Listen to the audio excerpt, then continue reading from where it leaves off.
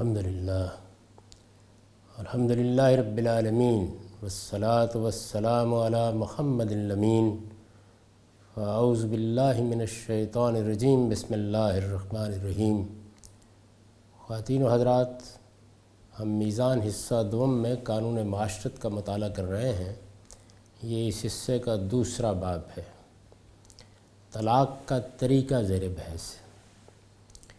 ہم نے اس میں دو نکات کا مطالعہ کر لیا، یعنی یہ بات واضح ہو گئی کہ طلاق دینے کا وقت کون سا ہے، اس میں عدت کا لحاظ کس طرح رکھنا چاہیے، اور یہ بات بھی واضح ہو گئی کہ ایک ہی طلاق دی جائے گی اور اس کے بعد انتظار کیا جائے گا کہ عدت کب پوری ہوتی ہے۔ اس کے دوران میں شوہر کو رجوع کا حق ہے۔ یہ دو نکات زیر بحث آ گئے تھے۔ اب اس کے بعد تیسرا نقطہ یہ ہے کہ شوہر رجوع نہ کرے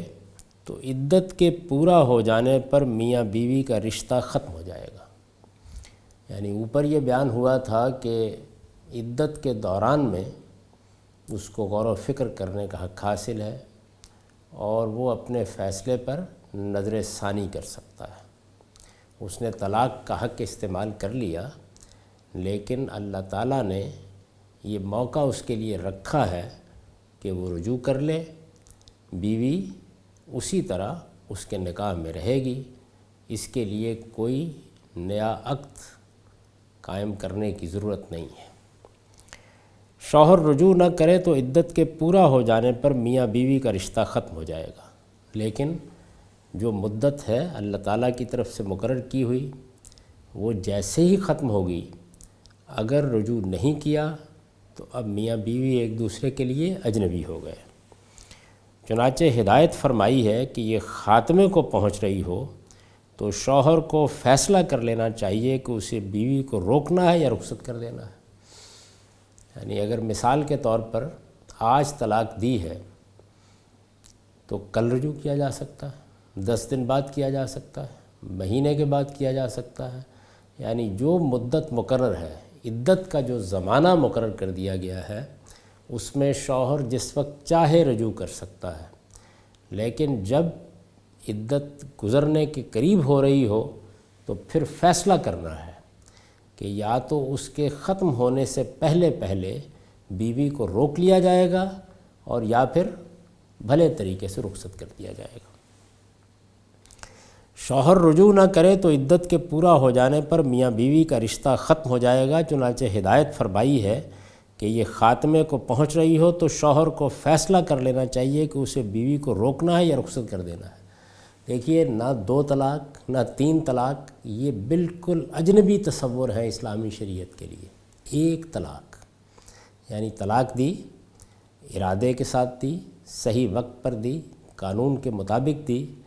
ان میں سے کسی چیز کی بھی اگر خلاف ورزی ہوگی تو وہ اللہ کے قانون کی خلاف ورزی سمجھی جائے گی۔ خلاف ورزی سے کیسے نمٹنا ہے وہ ہم بحث کے آخر میں دیکھیں گے، لیکن جو طریقہ ہے وہ کیا ہے؟ وہ طریقہ یہ ہے کہ ایک طلاق دینی ہے اور پھر عدت کے گزرنے کا انتظار کرنا ہے۔ اس کے دوران میں آخری لمحے تک اس کو حق ہے کہ وہ رجوع کر لے۔ اگر اس نے رجوع نہیں کیا، عدت گزر گئی تو طلاق واقع ہو گئی۔ اب بیوی اس کے لیے اجنبی ہے، میاں اور بیوی کا رشتہ بھی ختم ہو گیا۔ چنانچہ ہدایت فرمائی ہے کہ یہ خاتمے کو پہنچ رہی ہو تو شوہر کو فیصلہ کر لینا چاہیے کہ اسے بیوی کو روکنا ہے یا رخصت کر دینا ہے۔ دونوں ہی صورتوں میں اللہ کا حکم ہے، یعنی روکنا ہے اس صورت میں بھی، رخصت کر دینا ہے اس صورت میں بھی۔ اللہ کا حکم ہے کہ معاملہ معروف کے مطابق، یعنی بھلے طریقے سے کیا جائے۔ معروف عربی زبان کا ایک لفظ ہے،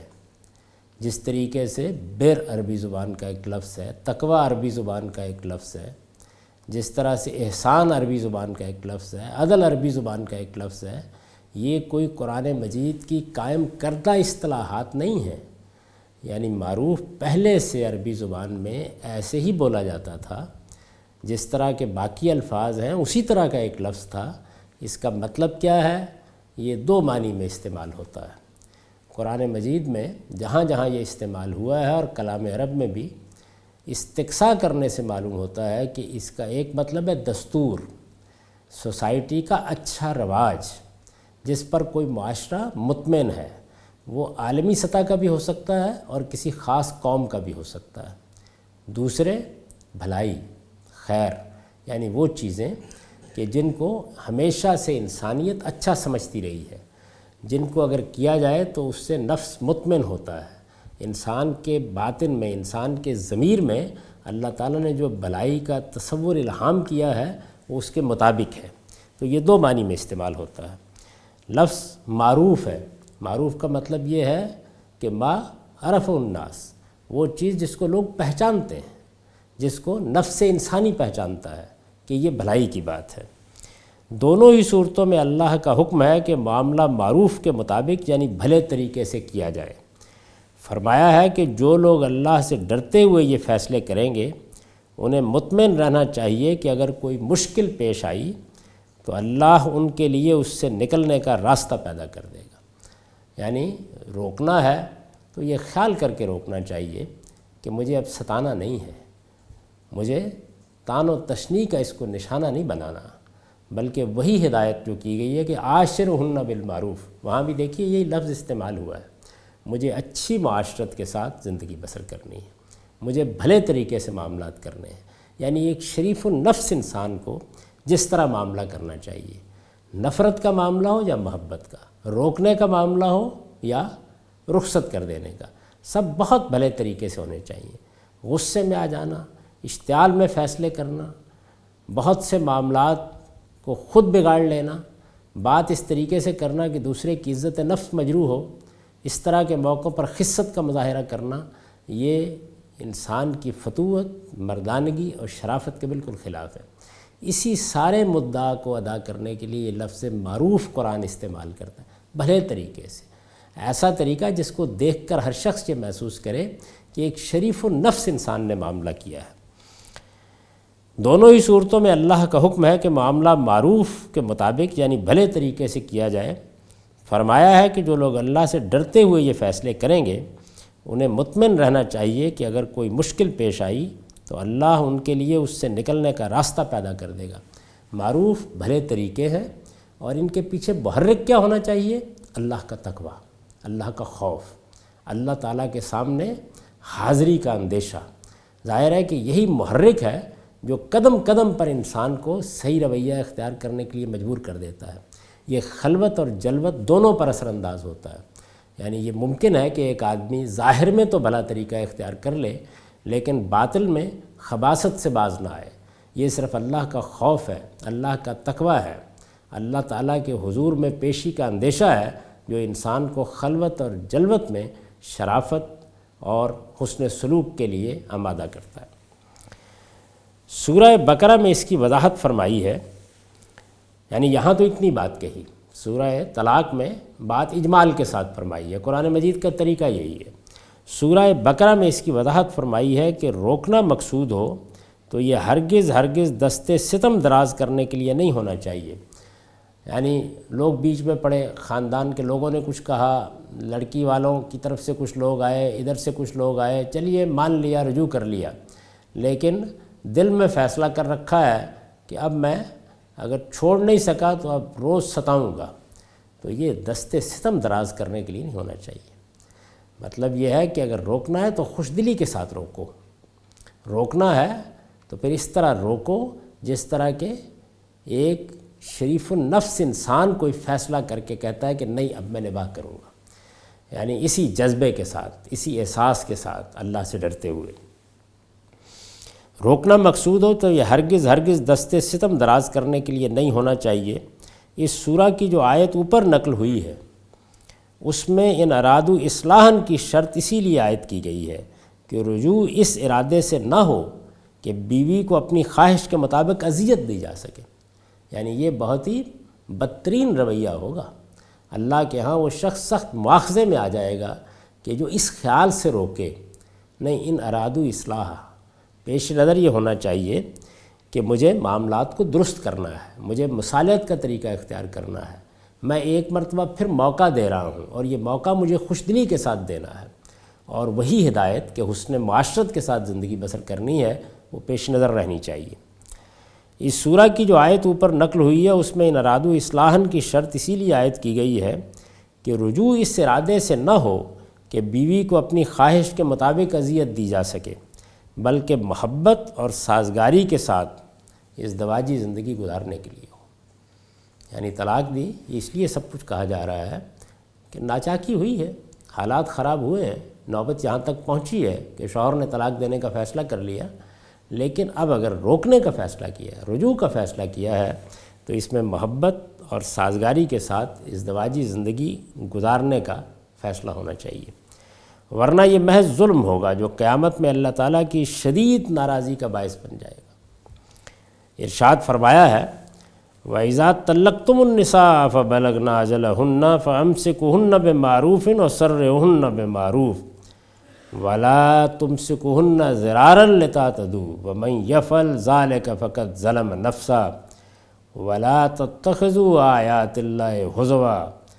وَاذْكُرُوا نِعْمَةَ اللَّهِ عَلَيْكُمْ وَمَا أَنزَلَ عَلَيْكُمْ مِنَ الْكِتَابِ وَالْحِكْمَةِ يَعِظُكُمْ بِهِ وَاتَّقُوا اللَّهَ وَاعْلَمُوا أَنَّ اللَّهَ بِكُلِّ شَيْءٍ عَلِيمٌ۔ یہ سورہ بقرہ ہے اور بقرہ کی 231 آیت ہے۔ اس سے آپ اندازہ کر سکتے ہیں کہ قرآن اپنے اجمال کو کیسے کھولتا ہے۔ سورہ طلاق میں تو صرف یہ کہا تھا کہ وہ معروف کے مطابق روکیں اور معروف کے مطابق الگ کریں، یعنی اس میں تو ایک اجمالی بات کہی گئی تھی، یہاں اب اس کی وضاحت کی ہے۔ اور جب تم عورتوں کو طلاق دو اور اپنی عدت کے خاتمے پر پہنچ جائیں تو یا انہیں بھلے طریقے سے روک لو یا بھلے طریقے سے رخصت کر دو۔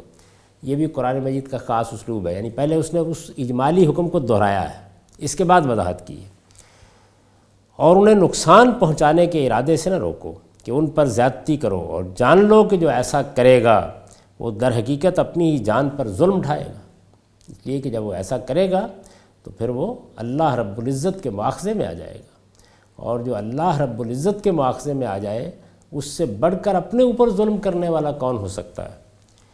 اور جان لو کہ جو ایسا کرے گا وہ در حقیقت اپنی ہی جان پر ظلم ڈھائے گا، اور اللہ کی آیتوں کو مذاق نہ بنانا، یعنی یہ جو اللہ نے احکام دیے ہیں یہ اس لیے دیے گئے ہیں کہ پوری سنجیدگی کے ساتھ ان کو سنا جائے اور پوری سنجیدگی کے ساتھ ان پر عمل کیا جائے، اس لیے نہیں دیے گئے کہ ان کی آڑ لے کر دوسروں کو تنگ کرنے کے بہانے تلاش کیے جائے۔ اور اللہ کی آیتوں کو مذاق نہ بناؤ اور اپنے اوپر اللہ کی عنایت کو یاد رکھو اور اس قانون اور حکمت کو یاد رکھو جو اس نے اتاری ہے، جس کی وہ تمہیں نصیحت کرتا ہے، اور اللہ سے ڈرتے رہو اور خوب جان رکھو کہ اللہ ہر چیز سے واقف ہے۔ یعنی اپنے اوپر اللہ کی عنایتوں کو یاد رکھو، اس نے کتنا کرم فرمایا، تم کو کیا کچھ دیا، زندگی دی، اس کی نعمتیں دیں، پھر اس کے بعد تم سے وعدہ کیا کہ اگر چھوٹی سی دنیا میں اس مختصر سے عرصے میں تم اپنے آپ کو پاکیزہ بنائے رکھو گے تو اللہ تعالیٰ تمہیں ابدی زندگی عطا فرمائے گا، اور ابدی زندگی کی وہ نعمتیں عطا فرمائے گا جن کا تم تصور بھی نہیں کر سکتے۔ یہ اللہ کے وعدے ہیں، ان کو یاد رکھو۔ اور پھر اللہ نے تمہارے اوپر بڑی عنایت کی کہ تمہیں اپنے قانون اور حکمت سے نوازا۔ قانون اور حکمت دین کے مشمولات ہیں، یعنی ایک شریعت دی، دوسرے ایمان و اخلاق کی وہ تعلیم دی جس پر یہ شریعت مبنی ہے، جس کی وہ تمہیں نصیحت کرتا ہے۔ اور اللہ سے ڈرتے رہو اور خوب جان رکھو کہ اللہ ہر چیز سے واقف ہے۔ استاذ امام اس کی تفسیر میں لکھتے ہیں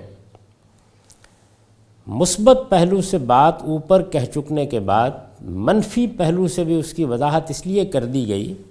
کہ ظالم لوگ طلاق اور طلاق کے بعد مراجعت کے شوہری حق کو اس ظلم کے لیے استعمال کر سکتے تھے۔ یعنی قرآن مجید جب اس طرح کی وضاحت کرتا ہے کہ ایک بات کہی گئی معروف کے مطابق روکو، پھر اس کے منفی پہلو کو بھی نمایاں کیا، یعنی اس لیے مت روکو کہ تم دست ستم دراز کرو، تم تنگ کرو، تم زیادتی کرو۔ تو یہ جو بات کو اس طرح کہنا ہے، یہ کیوں کہا گیا؟ اس لیے کر دی گئی کہ ظالم لوگ طلاق اور طلاق کے بعد مراجعت کے شوہری حق کو اس ظلم کے لیے استعمال کر سکتے تھے، حالانکہ یہ صریح اعتداء یعنی اللہ کے حدود سے تجاوز۔ قرآن مجید نے یہ لفظ استعمال کیا ہے نا کہ وَلَا تُمْسِكُوهُنَّ ضِرَارًا لِتَعْتَدُوا، تو اسی سے لفظ اعتداء ہے۔ حالانکہ یہ سری اعتدا یعنی اللہ کے حدود سے تجاوز اور اس کی شریعت کو مذاق بنانا ہے۔ فرمایا کہ جو ایسی جسارت کرتے ہیں بظاہر تو وہ ایک عورت کو نشانہ ظلم بناتے ہیں، لیکن حقیقت میں وہ سب سے بڑا ظلم اپنی جان پر کرتے ہیں، کیونکہ اللہ کے حدود کو پھاندنے اور اس کی شریعت کو مذاق بنانے کی سزا بڑی ہی سخت ہے۔ آدمی سے کوئی غلطی ہو جائے، کوئی کوتاہی ہو جائے، وہ اس پر معافی مانگ لے، یہ بالکل اور چیز ہے، لیکن اللہ کی آیتوں کو مذاق بنانا، اللہ کے قانون کو جانتے بوجھتے توڑنا، اللہ کے قانون کی بظاہر پابندی کرنا اور بباطن اس کی خلاف ورزی کرنا، یہ بڑی سخت جسارت ہے۔ یہ اللہ کی آیتوں کو مذاق بنانے کے مترادف ہے۔ تو فرمایا کہ یہ کسی حال میں بھی نہیں ہونا چاہیے، لیکن حقیقت میں وہ سب سے بڑا ظلم اپنی جان پر کرتے ہیں، کیونکہ اللہ کے حدود کو پھاندنے اور اس کی شریعت کو مذاق بنانے کی سزا بڑی ہی سخت ہے۔ آخر میں فرمایا کہ اللہ کے اس احسان کو یاد رکھو کہ اس نے تمہیں ایک برگزیدہ امت کے منصب پر سرفراز فرمایا، یعنی تمہارا انتخاب کیا، تمہیں اپنی شریعت دی، تمہارے اندر ایک پیغمبر کی بعثت ہوئی، تم ایک امت وسط کی حیثیت سے اللہ و رسول اور دوسرے لوگوں کے درمیان واسطہ بنے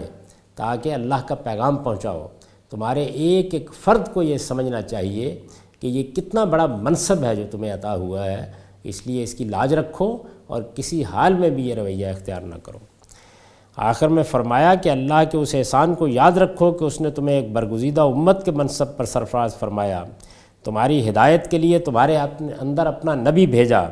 تمہیں خیر و شر، نیک و بد سے آگاہ کرنے کے لیے تمہارے اوپر اپنی کتاب اتاری جو قانون اور حکمت دونوں کا مجموعہ ہے۔ یہ اسی بات کی وضاحت کی ہے جو اوپر آیت میں آ چکی۔ اللہ کی ایسی عظیم نعمتیں پانے کے بعد اگر تم نے ان کا یہی حق ادا کیا کہ خدا کے حدود کو توڑا اور اس کی شریعت کو مذاق بنایا، تو سوچ لو کہ ایسے لوگوں کا انجام کیا ہو سکتا ہے۔ پھر فرمایا کہ اللہ سے ڈرتے رہو اور خوب جان رکھو کہ وہ تمہاری ہر بات سے باخبر ہے، یعنی وہ لوگوں کی شرارتوں کے باوجود ان کو ڈھیل تو دیتا ہے، لیکن جب وہ پکڑے گا تو اس کی پکڑ سے کوئی بھی چھوٹ نہ سکے۔ تو یہ قرآن مجید کے مدعا کو استاد امام نے واضح کیا ہے، یعنی اللہ تعالیٰ نے اس سختی کے ساتھ تنبیہ کی ہے اور لوگوں کو یہ بتایا ہے کہ نکاح اور طلاق ذمہ داری کے ساتھ کرنے کے اقدامات ہیں۔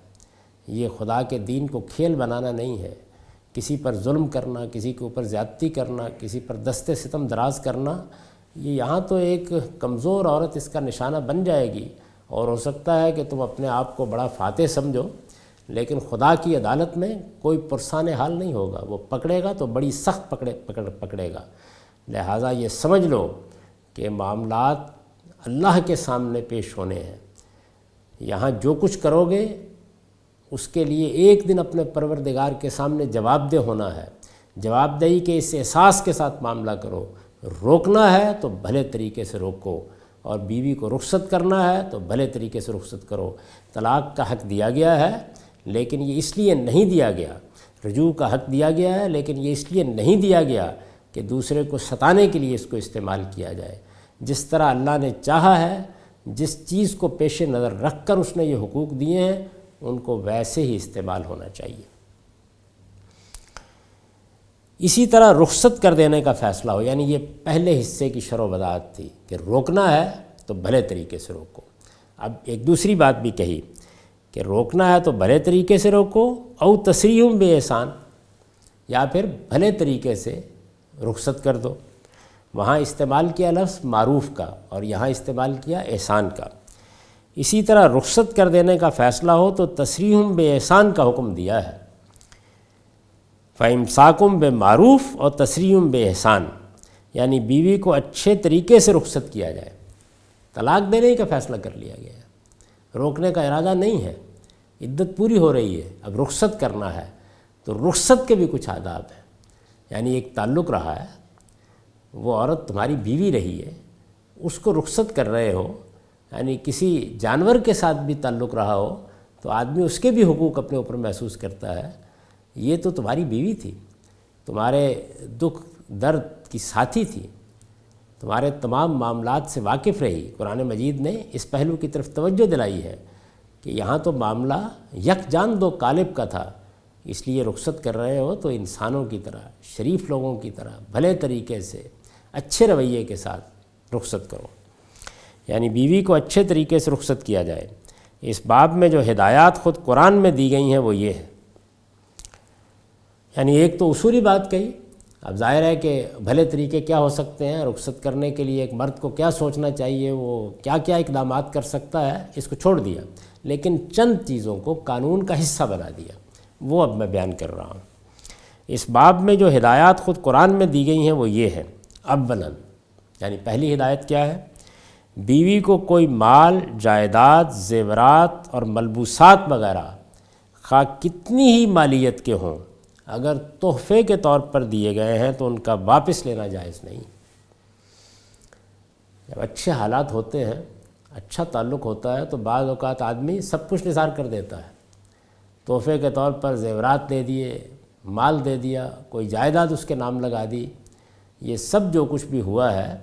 قرآن مجید یہ کہتا ہے کہ اب طلاق کی نوبت آ گئی ہے تو اس کو واپس لینا جائز نہیں ہے۔ بیوی کو کوئی مال، جائیداد، زیورات اور ملبوسات وغیرہ خواہ کتنی ہی مالیت کے ہوں، اگر تحفے کے طور پر دیے گئے ہیں تو ان کا واپس لینا جائز نہیں ہے۔ نان و نفقہ اور مہر تو عورت کا حق ہے، ان کے واپس لینے یا کرنے کا سوال ہی پیدا نہیں ہوتا، یعنی یہاں یہ نہیں بتایا جا رہا کہ جو تم نے نان و نفقے کے اخراجات پورے کیے یا مہر ادا کیا وہ واپس لینے کا حق نہیں ہے، وہ تو عورت کا حق تھا، دے دیا۔ تحفے کے طور پر جو چیزیں دی گئیں، محبت کے ساتھ جو چیزیں پیش کی گئیں، یعنی ظاہر ہے کہ میاں بیوی کے تعلق میں انسان بہت کچھ بیوی کو دیتا ہے، تو اس طرح اگر کوئی چیز دی گئی ہے تو اب اس کی ہے، اس کو لینے کا تم کو حق نہیں ہے، یہ تمہاری فطوت کے خلاف ہے، شرافت کے خلاف ہے، اللہ کو سخت ناپسند ہے، اب یہ سب کچھ اس کا ہے جو تم دے چکے۔ نان و نفقہ اور مہر تو عورت کا حق ہے، ان کے واپس لینے یا کرنے کا سوال ہی پیدا نہیں ہوتا۔ ان کے علاوہ جو چیزیں دی گئی ہیں ان کے بارے میں بھی قرآن کا حکم ہے کہ وہ ہرگز واپس نہیں لی جا سکتی۔ اس سے دو صورتیں البتہ مستثنیٰ ہیں، یعنی اس میں اللہ نے ایک استثناء بھی بیان کر دیا، دو صورتیں مستثنیٰ ہیں۔ ایک یہ کہ میاں بیوی میں حدود الہی کے مطابق نباہ ممکن نہ رہے، یعنی اس کو بہت اچھی طرح سمجھ لیجئے۔ ایک یہ کہ میاں بیوی میں حدود الہی کے مطابق نباہ ممکن نہ رہے، معاشرے کے ارباب حل و عقد بھی یہی محسوس کریں، لیکن میاں صرف اس لیے طلاق دینے پر آمادہ نہ ہو کہ اس کے دیے ہوئے اموال بھی ساتھ ہی جائیں گے، یعنی طلاق دینے میں معنی ہی صرف یہ چیز بن رہی ہو، بیوی بھی الگ ہونا چاہتی ہے، میاں بھی سمجھتا ہے کہ اب نباہ نہیں ہونا، لیکن ابھی چند دن پہلے، چند برس پہلے تو میں یہ کچھ دے چکا، کوئی گھر نام لگوا چکا، کوئی پلاٹ دے چکا، کوئی جائیداد دے چکا، تو اس طرح کی صورتحال اگر پیدا ہو گئی ہے اور معاشرے کے ارباب حل و عقد بھی ظاہر ہے کہ معاملہ سامنے آئے گا، اس میں عدالت بھی ہو سکتی ہے اور خاندان کے لوگ بھی ہو سکتے ہیں، سب جان گئے کہ اصل میں معاملہ یہ ہے کہ اب یہ اموال بھی سمجھتا ہے، یعنی میاں کا خیال یہ ہے کہ یہ بھی ساتھ ہی جائیں گے، تو بیوی یہ اموال یا ان کا کچھ حصہ واپس کر کے شوہر سے طلاق لے سکتی ہے۔ یعنی ایک صورت تو یہ تھی کہ شوہر نے طلاق دینے کا فیصلہ کر لیا ہے، تو اس میں تو کہا کہ کچھ بھی واپس نہیں لوگے۔ یہاں جو صورت سمجھ میں آ رہی ہے وہ یہ ہے کہ بیوی بھی چاہتی ہے کہ اب معاملہ ختم ہو جائے، لیکن شوہر طلاق صرف اس لیے نہیں دے رہا کہ وہ سمجھتا ہے کہ مال بھی ساتھ ہی جائے گا، تو اس میں مطالبہ چونکہ بیوی کی طرف سے ہے، بیوی بھی اس نتیجے پر پہنچ گئی ہے، شوہر صرف اقدام نہیں کر رہا، تو وہ اگر یہ خیال کرے کہ میں اس مال کا کچھ حصہ دے دیتی ہوں، واپس کر دیتی ہوں، مجھے طلاق دے دو، تو وہ ایسا کر سکتی ہے، اور یہ صورت مستثنیٰ ہے، یعنی شوہر اسے قبول بھی کر سکتا ہے۔ اس طرح کی صورتحال اگر کبھی پیدا ہو جائے تو شوہر کے لیے اسے لینا ممنوع نہیں ہے۔ اس کو پھر سمجھ لیجئے، یعنی میاں نے طلاق کا فیصلہ کیا، بیوی علیحدگی نہیں چاہتی، وہ وفاداری کے ساتھ گھر بسائے رکھنا چاہتی ہے، لیکن میاں کسی وجہ سے اس کو چھوڑنا چاہتا ہے، تو اس میں تو یہ فرمایا کہ کچھ بھی واپس نہیں لینا چاہیے، لیکن میاں بھی اس نتیجے پر پہنچ گیا کہ نباہ ممکن نہیں ہے، اور بیوی بھی طلاق نہ دینے کی وجہ صرف یہ بن رہی ہے کہ بہت سا مال، بہت سی جائیداد اس کو دے چکا ہے۔ اس موقع پر فرمایا ہے کہ بیوی، یعنی مہر نہیں، جو نان و نفقہ پر خرچ ہوا وہ نہیں، بلکہ اس طرح کا کوئی مال، کوئی جائیداد، کوئی بڑا تحفہ اگر دیا ہے تو اس کا کچھ حصہ یا وہ پورا واپس کر کے اگر طلاق ہو سکتی ہے تو وہ طلاق لے لے۔ دوسری یہ کہ بیوی کھلی ہوئی بدکاری کا ارتکاب کرے، کھلی ہوئی بدکاری، شک نہیں، شبہ نہیں، الزام نہیں، وہ چیز جو بالکل متحقق ہو گئی، بیوی کھلی ہوئی بدکاری کا ارتکاب کرے۔ اس سے میاں بیوی کے رشتے کی بنیادی چونکہ منہدم ہو جاتی ہے، لہٰذا شوہر کے لیے جائز ہے کہ اس صورت میں وہ اپنا دیا ہوا مال اس سے واپس لے لے۔ تو یہ دو صورتیں مستثنیٰ ہیں۔ ان کے علاوہ اللہ تعالیٰ نے سختی کے ساتھ ہدایت فرمائی ہے کہ کوئی ایک پیسہ بھی واپس لینے کے لیے تمہارے اندر کوئی خواہش نہیں ہونی چاہیے، یعنی ایک مرد کی طرح رخصت کرو، اچھے طریقے سے رخصت کرو، جو کچھ دیا ہے یہ سمجھو کہ اس کو دے دیا تھا، محبت میں دیا تھا، تعلق خاطر کے اظہار کے لیے دیا تھا، یہ بڑی قیمتی متاع ہے۔ اب اگر تعلق ٹوٹ رہا ہے تو یہ شرافت کے بالکل خلاف ہے کہ اس سے کہو کہ میرے تحفے تحائف سب یہاں رکھ دو۔ لیکن یہ دو صورتیں مستثنیٰ ہیں، اور یہ دیکھ لیجئے یہ کتنا مبنی بر انصاف قانون ہے۔ یہ دو صورتیں مستثنیٰ ہیں کہ بیوی خود ہی چاہتی ہے کہ علیحدہ ہو جائے، وہ محسوس کرتی ہے کہ نبھا نہیں ہو سکتا، طلاق کا مطالبہ اس کی طرف سے ہے، تو وہ اگر یہ کہتی ہے کہ میں کچھ مال جائیداد دے دیتی ہوں، مجھے طلاق دے دو، تو شوہر اس کو لے سکتا ہے۔ اور دوسرے یہ کہ وہ کسی بدکاری کا ارتکاب کرے۔ اللہ تعالیٰ کا ارشاد ہے وَلَا يَحِلُّ لَكُمْ أَن تَأْخُذُوا مِمَّا آتَيْتُمُوهُنَّ شَيْئًا إِلَّا أَن يَخَافَا أَلَّا يُقِيمَا حُدُودَ اللَّهِ فَإِنْ خِفْتُمْ أَلَّا يُقِيمَا حُدُودَ اللَّهِ فَلَا جُنَاحَ عَلَيْهِمَا فِيمَا افْتَدَتْ بِهِ تِلْكَ حُدُودُ اللَّهِ فَلَا تَعْتَدُوهَا وَمَن يَتَعَدَّ حُدُودَ اللَّهِ فَأُولَٰئِكَ هُمُ الظَّالِمُونَ۔ یہ بقرہ کی 229 آیت ہے، اس کا پہلے بھی حوالہ آ چکا۔ اور تمہارے لیے جائز نہیں ہے کہ تم نے جو کچھ ان عورتوں کو دیا ہے اس میں سے کچھ بھی اس موقع پر واپس لو۔ یہ صورت البتہ مستثنیٰ ہے کہ دونوں کو حدود الہی پر قائم نہ رہ سکنے کا اندیشہ ہو، پھر اگر تمہیں بھی اندیشہ ہو کہ وہ حدود الہی پر قائم نہیں رہ سکتے، یعنی معاشرے کے ارباب حل وقت کو خطاب کیا ہے، پھر اگر تمہیں بھی اندیشہ ہو کہ وہ حدود الہی پر قائم نہیں رہ سکتے، تو شوہر کی دی ہوئی ان چیزوں کے معاملے میں ان دونوں پر کوئی گناہ نہیں ہے جو عورت فدیے میں دے کر طلاق حاصل کر لے۔ انہی الفاظ سے میں نے یہ استدلال کیا تھا کہ قرآن مجید بالکل واضح طور پر طلاق کا حق شوہری کو دے رہا ہے۔ اس پر ہم گفتگو کر چکے ہیں تفصیل کے ساتھ۔ یہ اللہ کے مقرر کردہ حدود ہیں، سو ان سے آگے نہ بڑھو، اور جان لو کہ جو اللہ کے حدود سے آگے بڑھتے ہیں وہی ظالم ہے۔ یہ میں نے آیت نقل کی ہے، اس کی شرح و وضاحت اوپر ہو چکی۔ دو صورتیں مستثنیٰ ہیں، ان میں پہلی صورت یہ تھی۔ دوسری صورت وَلَا تَعْضُلُوهُنَّ لِتَذْهَبُوا بِبَعْضِ مَا آتَيْتُمُوهُنَّ إِلَّا أَن يَأْتِينَ بِفَاحِشَةٍ مُبَيِّنَةٍ وَإِنْ أَرَدتُّمْ اسْتِبْدَالَ زَوْجٍ مَكَانَ زَوْجٍ وَآتَيْتُمْ إِحْدَاهُنَّ قِنطَارًا فَلَا تَأْخُذُوا مِنْهُ شَيْئًا أَتَأْخُذُونَهُ بُهْتَانًا وَإِثْمًا مُبِينًا وَكَيْفَ تَأْخُذُونَهُ وَقَدْ أَفْضَىٰ بَعْضُكُمْ إِلَىٰ بَعْضٍ وَأَخَذْنَ مِنْكُمْ مِيثَاقًا غَلِيظًا۔ یہ سورہ نساء ہے، چوتھی سورہ، اور 19 سے 21 تک آیات ہے۔ دوسری صورت جو اوپر بیان ہوئی، جس کی میں نے وضاحت کی کہ کھلی بدکاری کا ارتکاب کرے، تو اس صورت میں اس کو اپنا دیا ہوا مال، اپنے تحائف واپس لینے کا حق ہے۔ ترجمہ ہے اور نہ یہ جائز ہے کہ جو کچھ انہیں دے چکے ہو اس کا کچھ حصہ اڑا لینے کے لیے انہیں تنگ کرو، یعنی اب چھوڑنا ہے تو مختلف بہانے تلاش کیے جائیں کہ جس سے واپس لے لیا جائے۔ اور نہ یہ جائز ہے کہ جو کچھ انہیں دے چکے ہو، یہ قرآن مجید اسی اجمال کی وضاحت کر رہا ہے مختلف مقامات پر۔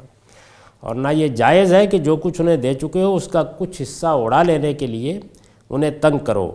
ہاں اس صورت میں کہ وہ کھلی ہوئی بد چلنی کی مرتکب ہوں۔ اور اگر تم ایک بیوی کی جگہ دوسری بیوی لانا چاہو تو خواہ تم نے اسے ڈھیروں مال دیا ہو، ڈھیروں مال دیا ہو۔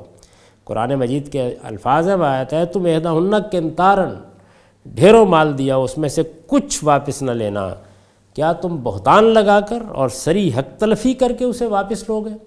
یعنی یہ تنبیہ اس میں کی ہے کہ چونکہ کھلی ہوئی بدکاری کی صورت میں واپس لینے کا حق ہے، تو کوئی شخص بہتان لگا کر یہ